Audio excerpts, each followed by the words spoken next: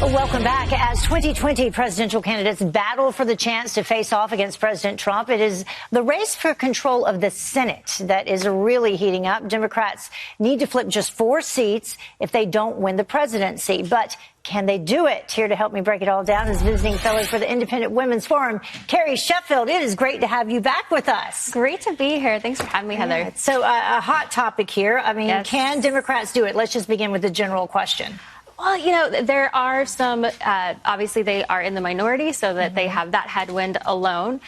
It is in a presidential year, and we saw what was interesting, the headwind against the Democrats in the midterms was as the Republicans actually gained ground in 2018, which usually doesn't happen when a president wins in the prior 2 years. So they've got some headwinds against them. They do have in their favor that there are fewer Democrats who are up for re-election than Republicans in the Senate. So you've got 12 Democrats who are up for re-election versus 22 Republican senators who are up for re-election. I will say that of those 12, there are only 2 states where Hillary won in 2016. And that's what's interesting. Yes, and so that's the clincher. And the popularity of the president, I think, will really be contingent on what happens with the Senate. So they're going to have to flip some of those seats in states that President Trump won. How difficult will that be, and how can they do that? Well, it'll be, seats like North Carolina, Arizona. They think it's possible. They think Tom Tillis' seats, for example, in North Carolina, Susan Collins in Maine, for example, they think that it's possible. Also in Colorado, that was a seat right now that, President Trump isn't super popular there, and they are hoping to bank on that. Democrats are hoping they can flip Senator Gardner there. And if the last debate's any indication, they're going to go after Mitch McConnell. Oh, absolutely. And you're seeing spending by the Democratic Party, putting ads of Mitch McConnell's face everywhere to try to, quote unquote, scare voters about Mitch McConnell. I think it could backfire because, we're seeing Mitch McConnell is actually getting a lot of things done, especially among Republicans, what he's done with judges, with the Supreme Court.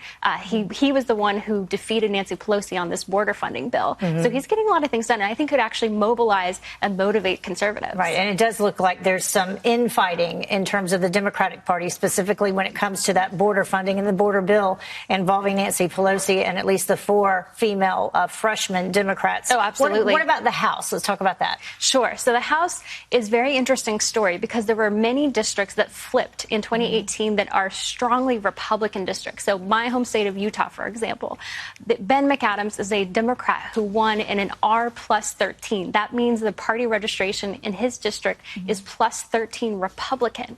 And he won, again, historically, you have in a midterm when there's a president, then in the midterm, very often the opposite party makes gains. And so that happened in this district. We also saw it in Oklahoma as well. There's a congresswoman who has a seat. She's +10 Republicans, Kendra Horn. And then Joe Cunningham in South Carolina is in a +10 Republican district. So you see this over and over. And the Cook Political Report is, the guru of all things political house handicapping on these races. He says that there are 17 races that are toss-up that Democrats are currently incumbent and only 5 that are Republican. So Republicans are poised in a good position if they're able to maintain their strength. And I think the fundraising that we've seen by the Republican Party. That's what I wanted to talk about because you mentioned the ad sales. A lot of it comes down to how much money you can spend. And President Trump, we know right now, has raised, $105 million this quarter alone? Yes. And that figure of the 725,000 individual donations is key because it's shattering records for the Republican Party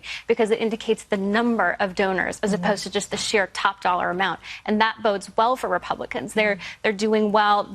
They're starting to beat Democrats on the number of small donors, and that bodes well for the House. And is it still early on? I mean, there's still a ways to go and a lot more money to be raised. Yeah, Heather, you and I both know a year is a political lifetime.